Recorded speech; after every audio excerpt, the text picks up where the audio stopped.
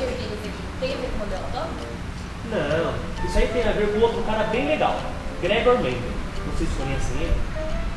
Carvalho não queria falar com a gente sobre ervilha? Verdade, né? A gente podia falar com... Comigo!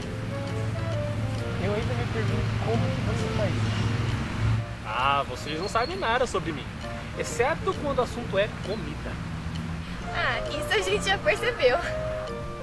Mas o que você tá fazendo aqui? É que eu estava passando por aqui e o meu sentido aranha percebeu alguém falando sobre ervilhas. Ah lá, você achou o nome aranha? Mas agora é sério, vocês lembram que a gente ia conversar sobre as ervilhas e Mendel? Ah, lembro sim. Então bora lá pro laboratório. Vocês podem? Então partiu.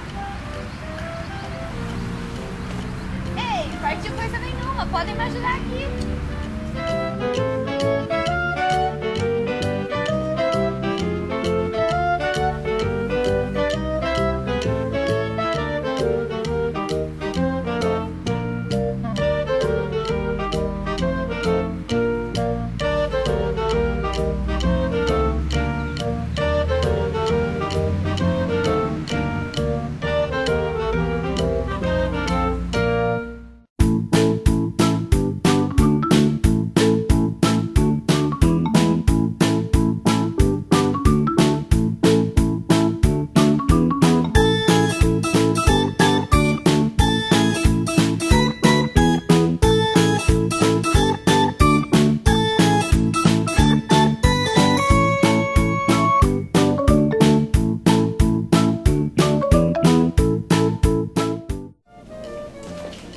Então vamos lá. O que exatamente eu já tinha falado com vocês? Você tinha dito que as ervilhas eram coisa de um tal de Mendel. E vocês conhecem ele? Não faço a menor ideia. Então, como diria Jack, vamos por partes.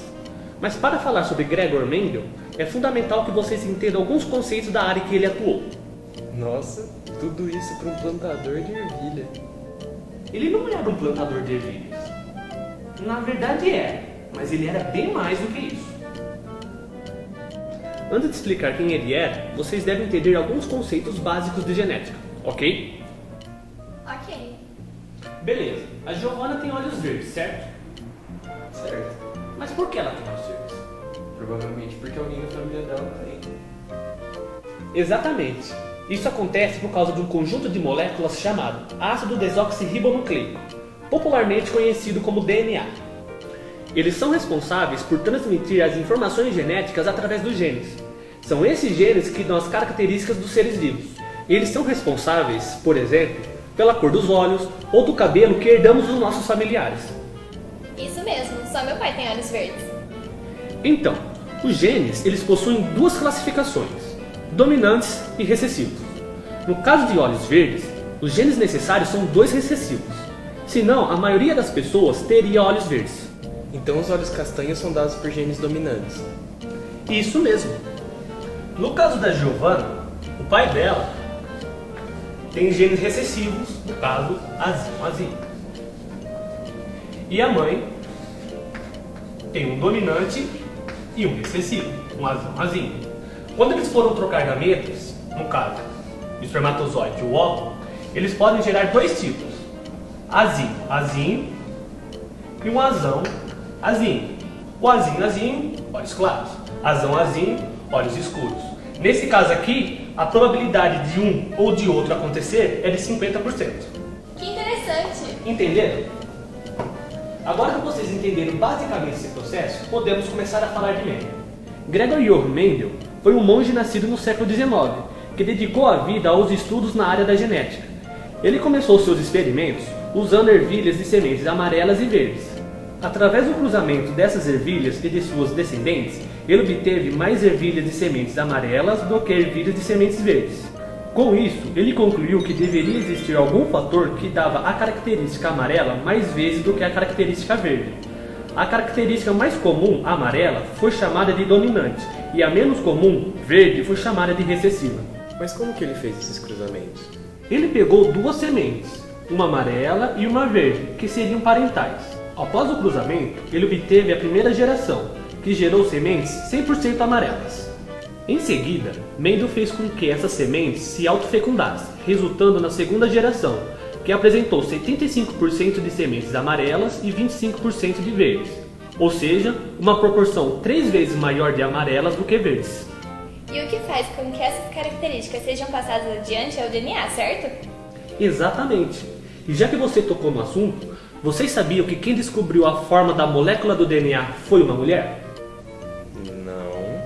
Pois é, vocês provavelmente não ouviram falar de Rosalind Franklin, uma grandiosa cientista porque ela foi injustiçada. Devido aos estudos que utilizavam emissão de raio-x, ela acabou desenvolvendo um câncer no ovário e morreu. Porém, deixou toda a sua pesquisa concluída, e como o prêmio Nobel não pode ser dado póstumamente, os premiados pela descoberta foram o norte-americano James Dewey Watson e os britânicos Maurice Wilkes e Francis Crick. Que absurdo! Pois é. A gente já pode comer? Por mim, sim. Por mim também.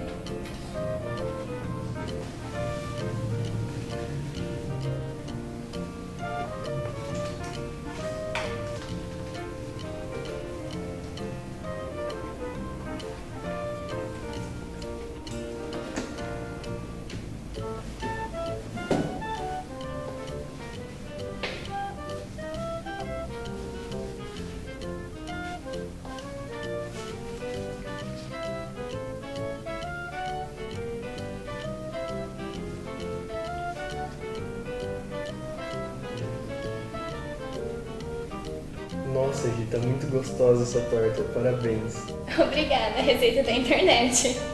Internet. Vocês jovens amam tanto a internet, mas garanto que não sabem o tanto de ciência que há por trás dela. Não mesmo. Então vamos deixar esse assunto para o nosso próximo encontro, porque agora a gente está ocupado com outra coisa tão boa quanto ciência.